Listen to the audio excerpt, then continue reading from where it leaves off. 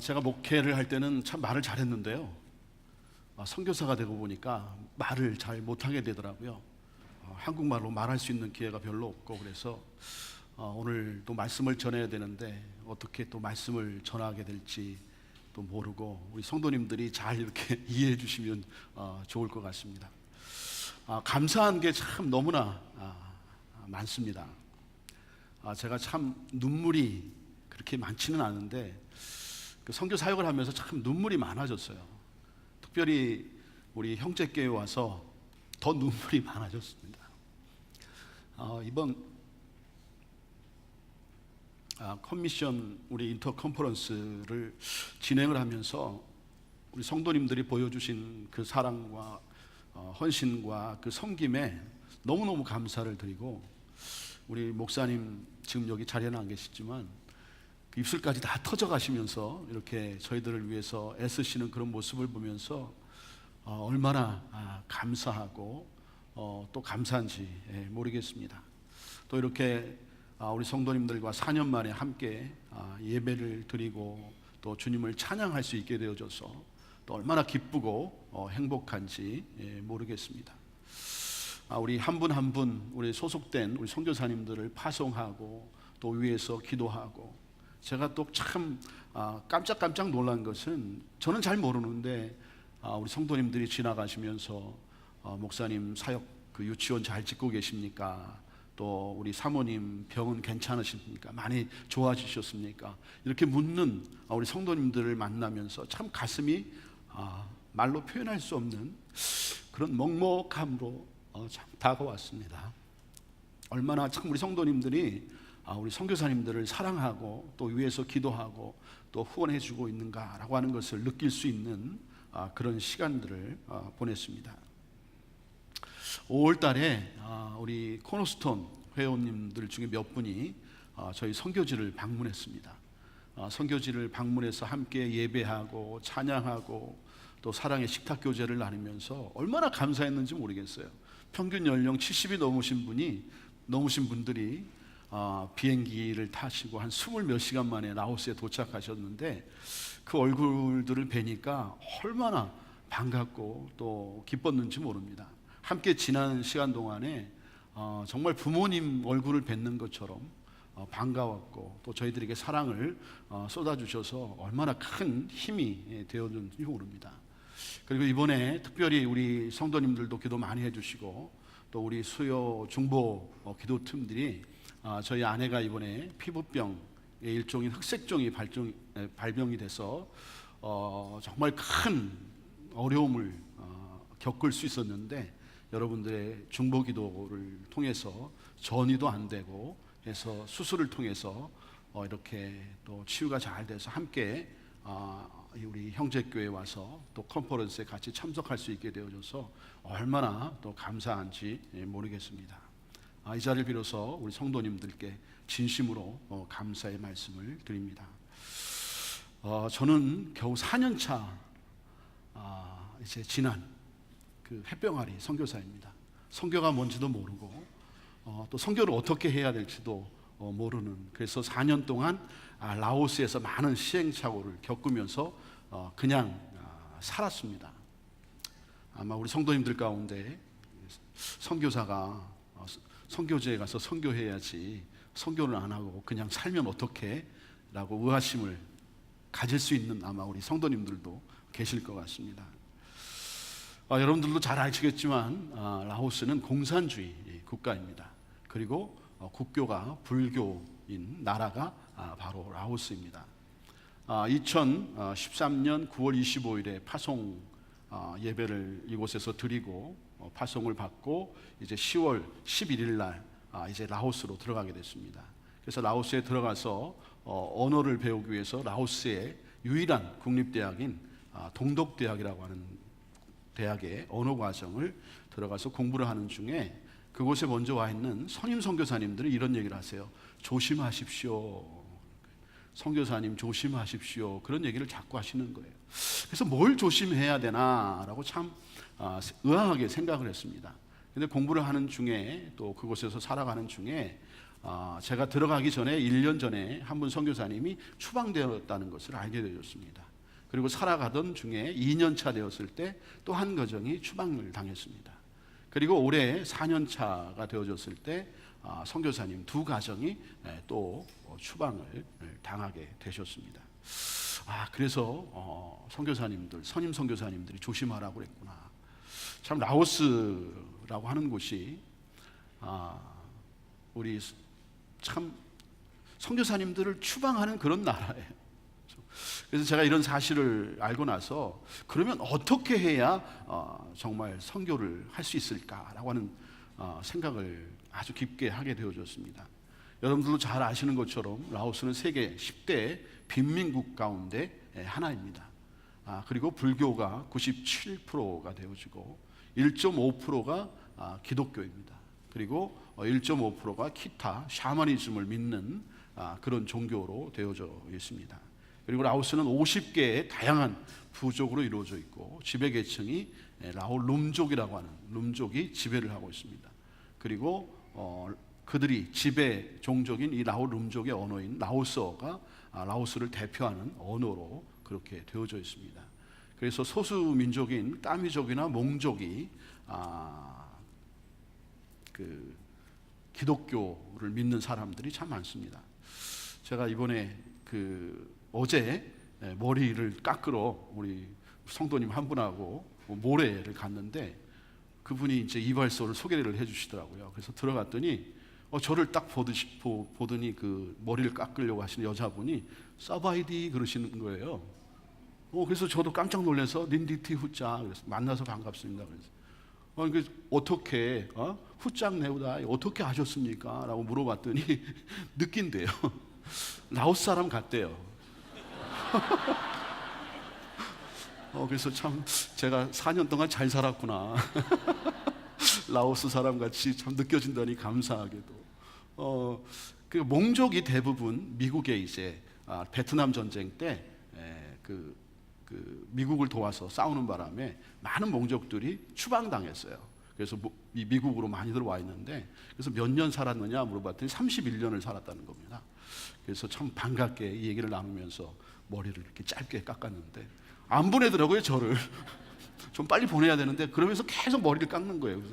그래서 그만 깎으라고 할 수도 없고 그래서 머리가 너무 군인처럼 이렇게 돼버렸습니다. 너무 반갑게. 저와 지금 제 아내는 그 유치원 설립을 통해서 교육 사역을 함으로 이제 그 라오스를 좀 어떻게 하면 돕고 그들에게 그 선교를 할 수 있을까라고 해서 유치원을 설립하려고 지금 준비하는 과정에 있습니다. 2년 동안 지금 건축을 하고 있는데 우리 성도님들도 잘 아시는 것처럼 우리 조국의 130년 그 선교 역사 가운데 우리 선교사님들이 들어오셔서 맨 처음에 하신 일들이 학교를 짓고 또 병원을 짓고 교회를 세우는 이런 일들을 했습니다. 라오스는 그 정부 발표에 의하면 48%의 문맹률을 기록을 하고 있습니다. 그러나 실제로 NGO 단체에서 찾아본 기록에 의하면 70%가 넘는 그런 문맹률을 보이고 있는 나라입니다. 그리고 제가 그 교육 사역을 하기 위해서 많은 지역들을 탐방하고 돌아다니면서 본 그 환경은 정말 너무너무 열악한 환경이었어요. 수도인 비엔티 안에 있는 일부 학교들만 좋은 시설과 좋은 교사들이 있지 아주 시골 지역에는 너무너무 가난한, 그러니까 옛날에 우리 여기 앉아 계신 우리 연로한 성도님들은 아마 아실 거예요.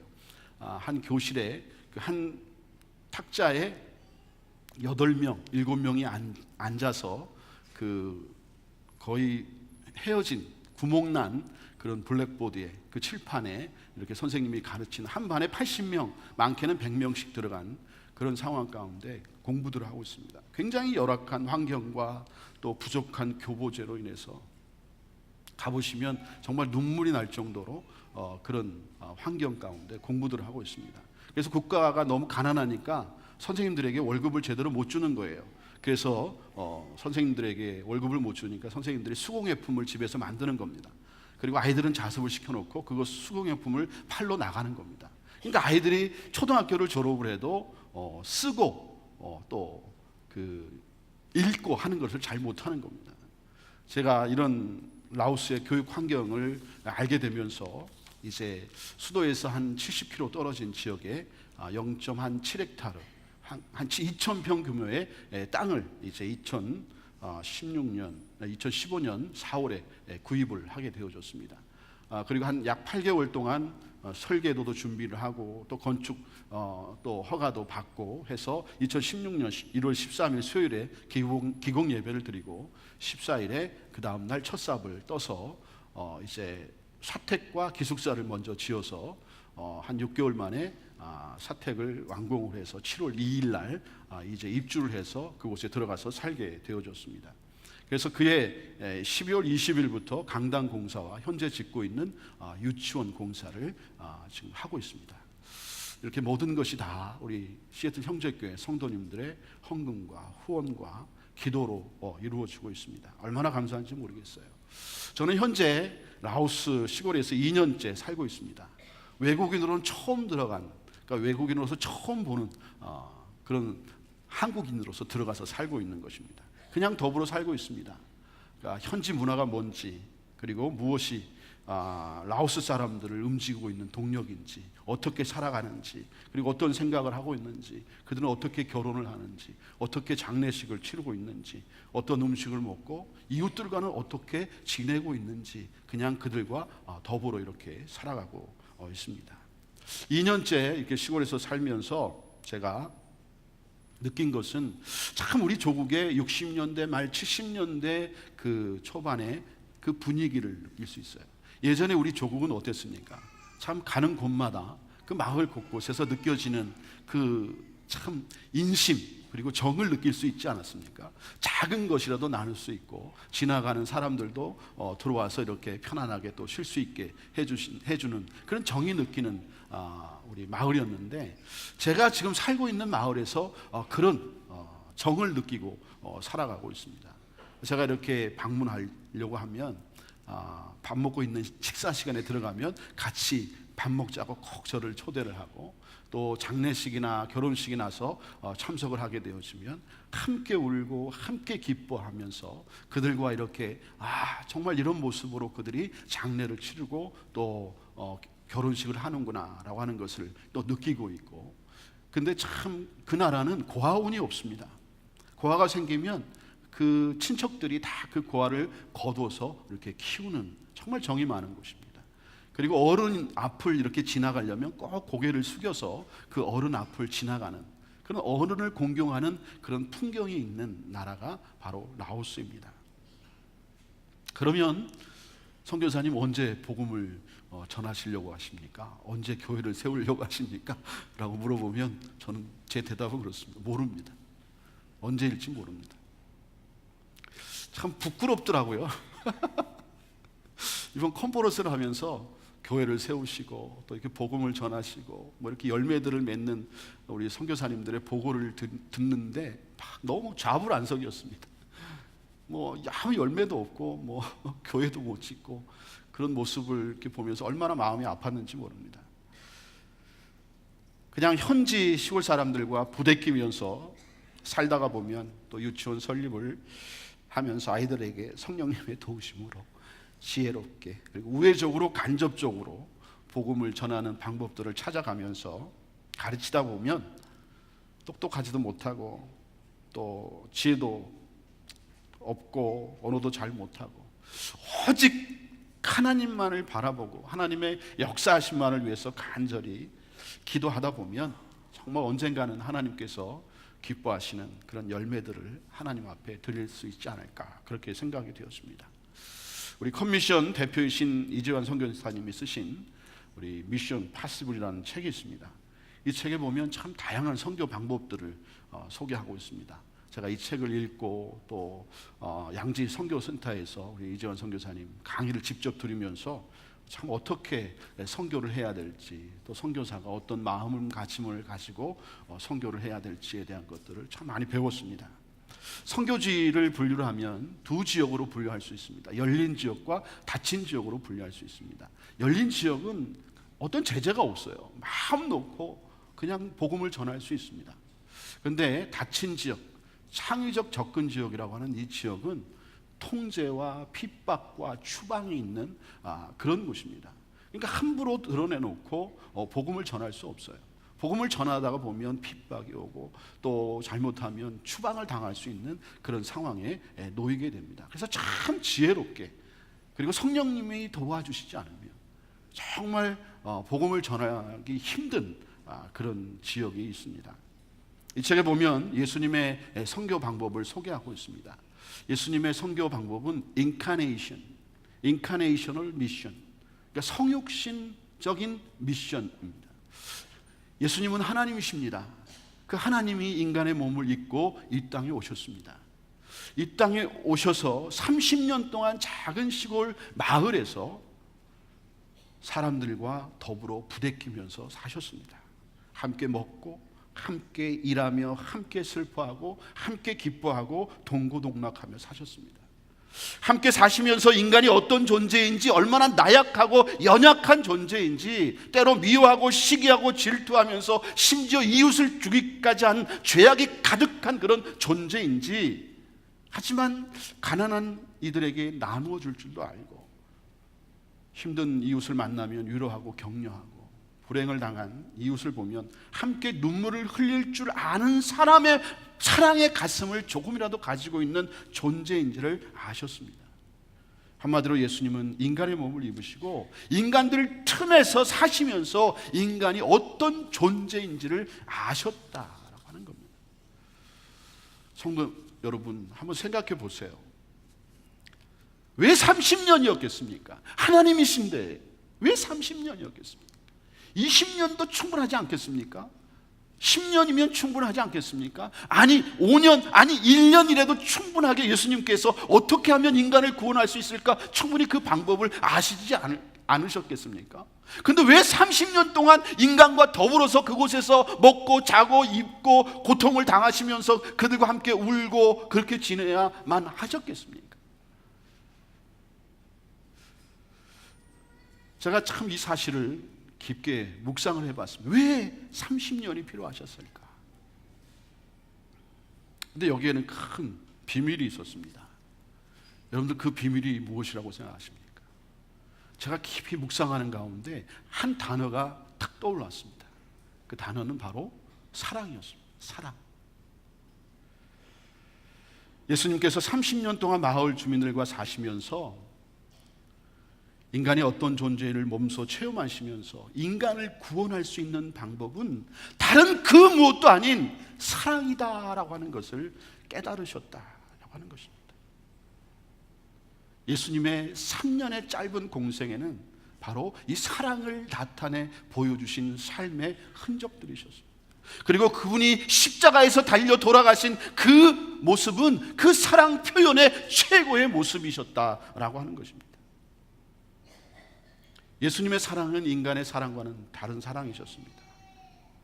진정한 사랑에는 반드시 행동이 뒤따라야 합니다. 말로만 약속하고 말로만 한다고 하고 말로만 사랑한다고 하는, 그래서 행동하지 않는 오늘날 너무 주변에서 흔하게 볼 수 있는 그런 사랑의 모습과는 다른 사랑의 모습이셨다라고 하는 것입니다. 저는 가스펠을 좋아합니다. 또 반면에 가요도 조금 좋아합니다. 제가 좋아하는 심수봉 권사님이 계십니다. 그 심수봉 권사님이 부르신 백만송이 장미라는 가요가 있습니다. 아시는 분은 아마 좀 좋아하시는 분들은, 근데 전혀 모르시는 분들은 한번 집에 가서 유튜브를 한번 찾아보시면 좋을 것 같아요. 이 백만송이 장미라는 노래는 그 러시아 노래를 개사한 것입니다. 그 원곡의 가사의 내용은 어느 무명 화가가 여배우를 짝사랑하는 그런 내용입니다. 근데 그 여배우가 자신이 살고 있는 그 마을에 공연차 이렇게 방문하게 되어졌습니다. 그래서 어떻게 하면 이 가난한 무명 화가가 어떻게 이 짝사랑하는 여배우에게 사랑을 표현할 수 있을까라고 생각을 해서 자기가 가지고 있는 가산, 그리고 심지어는 자기의 피까지 다 팔아서, 피의 일부를 팔았겠죠. 피를 팔아서까지 백만송이 장미를 그 배우가 묵고 있는 호텔에 이렇게 쭉 뿌려놓는 것을 생각을 한 겁니다. 그래서 자기의 가산 그리고 자기의 피까지 뽑아서 팔아서 그 백만송 장미를 다 뿌렸다라고 하는 그런 내용입니다. 이 자리에 앉아 계신 우리 남자 성도님들에게 한번 여쭤보겠습니다. 여러분들은 사랑하는 그 사람을 위해서 여러분의 피를 팔아가지고 그렇게 사랑을 표현해 보신 적이 있으십니까? 그렇게까지 사랑의 표현을 한번 해보신 적이 있는지 모르겠어요. 제가 너무 부담을 드리는 거 아닌지 모르겠습니다. 심수봉 권사님이 가사한 내용의 가사가 이겁니다. 조금 길더라도 잘 한번 들어보시기 바랍니다. 먼 옛날 어느 별에서 내가 세상에 나올 때 사랑을 주고 오라는 작은 음성 하나 들었지. 사랑을 할 때만 피는 꽃 백만송이 피오라는 진실한 사랑을 할 때만 피어난 사랑의 장미. 미워하는 마음 없이 아낌없이 사랑을 주기만 할 때 수백만 송이 백만송이 꽃은 피고 그립고 아름다운 내 별아래로 갈 수 있다네.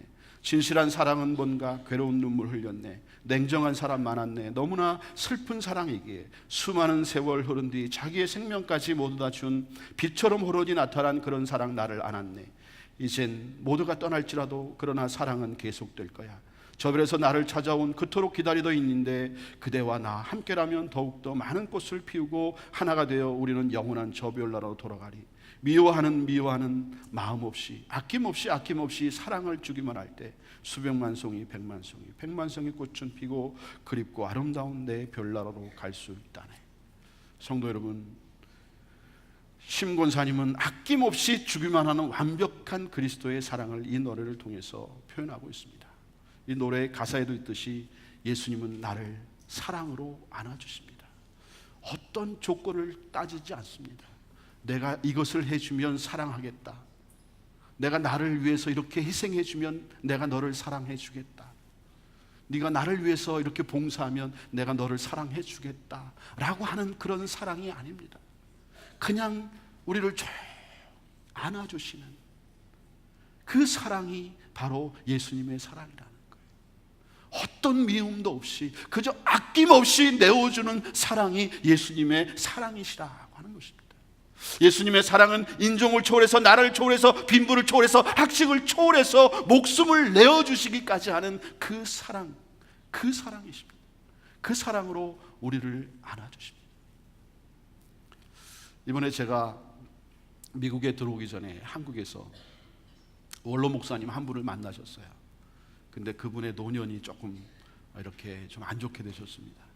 근데 저를 딱 만나셔서 저를 말없이 그냥 1분 동안 딱 안아주시더라고요. 근데 그 안아주시는 것에서 그냥 말씀도 한마디 안 하시는데 그냥 사랑이 느껴지는 거예요. 아, 이분이 나를 사랑해주고 있구나. 여러분들, 사랑의 표현은 다른 것이 아닙니다. 여러분이 사랑하는 사람을 그냥 말없이 그냥 딱 안아주는 거예요. 그게 사랑입니다. 그게 사랑입니다. 여러분의 아내, 여러분의 남편, 여러분의 자녀를 그냥 말없이 안아주세요. 여러분들, 참 우리 선교사님들 여기 계시죠? 우리 성도님들이 한번 말없이 안아주세요. 말없이 안아주세요. 그거면 되는 겁니다. 아낌없이 주기만 하셨던 그 사랑이 바로 우리 예수님의 사랑이셨습니다. 오늘 본문 말씀인 창세기 29장 20절 말씀 다시 한번 제가 읽어드리겠습니다. 야곱이 라헬을 위하여 7년 동안 라반을 섬겼으니 그를 사랑하는 까닭에 7년을 며칠같이 여겼더라. 오늘 이 말씀은 라헬을 향한 야곱의 사랑이 얼마나 깊었는지에 대해서 가르쳐주고 있습니다. 야곱은 라헬을 아내로 맞이하기 위해서 무봇으로 7년 동안 일해야만 했습니다. 근데 그 7년이 며칠같이 여겼다라고 했습니다. 이유가 무엇입니까? 길다면 긴 7년이 왜 야곱에게는 이렇게 며칠같이 여겨졌습니까? 이유가 뭐예요? 이유가 뭡니까? 네, 우리 성도님들 다 같이 한번 말씀 한번 해보세요. 이유가 뭐예요? 예, 사랑하는 까닭에 며칠같이 여겨진 겁니다. 며칠같이. 라헬을 얻고 나서도 7년을 더 일했습니다. 그러니까 총 14년을 라반을 위해서 무봇으로 일하는 거예요. 얼마나 힘들고 고통스럽고 괴로웠겠습니까? 밤낮 없이 일하지 않았겠습니까? 밤낮 없이 수고하지 않았겠습니까? 근데 그가 며칠처럼 여겼던 그 이유가 무엇입니까? 사랑하는 까닭이에요. 사랑하는 나애를 사랑하는 까닭에 며칠처럼 여겼다라고 했습니다. 제 장인 어른은 경상도 오리지널 사나이십니다. 올해 9순이신데요. 이분이 저하고 이제 아내가 결혼을 해서 찾아갔더니 무릎을 딱 꿇고 이제 그 인사를 드렸습니다. 그랬더니 제 아내 이름이 성남입니다. 성남아 부르시면서 내 남편에게 3가지 일은 시키지 말래. 그러는 거예요. 첫 번째, 부엌 일을 시키지 말고, 두 번째, 설거지를 시키지 말고, 두 번째, 빨래를 하게 하지 말고, 세 번째, 집안일을 시키지 말라. 그렇게 얘기를 하시더라고요. 전 속으로 할렐루야. 앞으로 제 결혼 생활이 참 행복하게 하겠습니다. 얼마나 참 감사한지. 그러면서 26년 결혼 생활이 참 행복하게 지냈습니다. 근데 아내가 이번에 그 흑색종 수술을 받으면서 3개월 동안 저는 라오스에서 가보지도 못하고 같이 있지도 못하고 수술 현장에서 이렇게 같이 위로도 못하고 그런 시간을 보냈습니다. 그 3년의 세월이 참 3개월이 마치 30년처럼 여겨지는 그런 시간이었습니다. 혼자서 밥해야죠. 혼자서 빨래해야죠. 혼자서 집안 청소해야죠. 혼자서 뭐 이렇게 여러 가지 일들을 해야죠. 정말 얼마나 아내가 소중한지. 이렇게 참 아내에 대한 그 소중함을 다시 한번 하나님이 느낄 수 있는 그런 시간이었습니다. 성도 여러분, 이 자리에 결혼하신 우리 성도님들 가운데 결혼하신 지 5년, 10년, 20년, 30년이 넘으신 그런 분도 계실 것입니다. 저는 믿습니다. 우리 시애틀 형제교회 모든 성도님들, 특별히 결혼하신 성도님들은 결혼해서 지금까지 지내온 세월이 아내를 사랑하는 까닭에, 남편을 사랑하는 까닭에 며칠처럼 여기며 지내오셨다고 고백하시는 분들이신 줄로 믿습니다. 아멘이 이렇게 그러면 아니신가 보죠. 성도 여러분, 이렇게 우리 시애틀 형제교회 교회 다니신 우리 성도님들은 하나님을 사랑하는 까닭에, 그리고 교회를 사랑하고 또 목사님과 교육자들 그리고 함께 예배드리는 우리 성도님들을 사랑하는 까닭에 교회에서 봉사하고 섬겨온 지난 세월들이 1년이 됐든 5년이 됐든 10년이 됐든 20년이 됐든 며칠같이 여기며 봉사하고 헌신해온 섬겨오신 우리 성도님들로 믿습니다. 아멘이 없으시네요. 이제 말씀을 맺고자 합니다. 신앙생활 재미있고 행복하고 정말 하나님 앞에 온전히 기쁨으로 헌신하고 싶습니까? 가정생활과 이웃생활과 그 모든 직장생활 재미있고 행복하게 지내고 싶습니까? 그러면 사랑하십시오. 사랑하십시오. 여러분이 있는 곳에서 여러분들이 만나는 사람을 사랑하십시오. 정말 그 사람에게 어떤 조건을 따지지 않고 미워하지 않고 그저 아낌없이 내어주는 그런 그리스도의 사랑으로 사랑하십시오. 그러면 여러분의 가정생활이, 여러분의 신앙생활이, 여러분의 직장생활이 정말 행복해지는, 정말 기쁨이 넘치는 그런 삶이 되어질 줄로 믿습니다.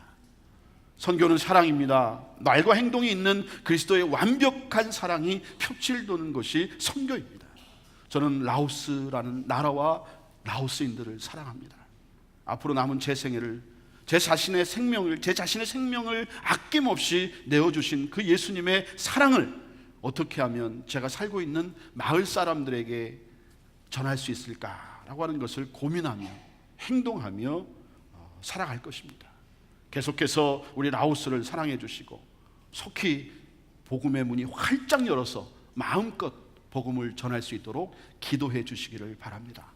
그리고 우리 커미션 소속 우리 모든 선교사님들, 정말 열악한 환경 속에서 몸을 사리지 않고 정말 생명을 내걸어서 주님의 복음을 전하는 우리 모든 선교사님들과 또 저분들의 사역지와 저분들의 사역을 위해서 간절히 기도해 주시는 우리 모든 성도님들 되시길 주님의 이름으로 축원합니다.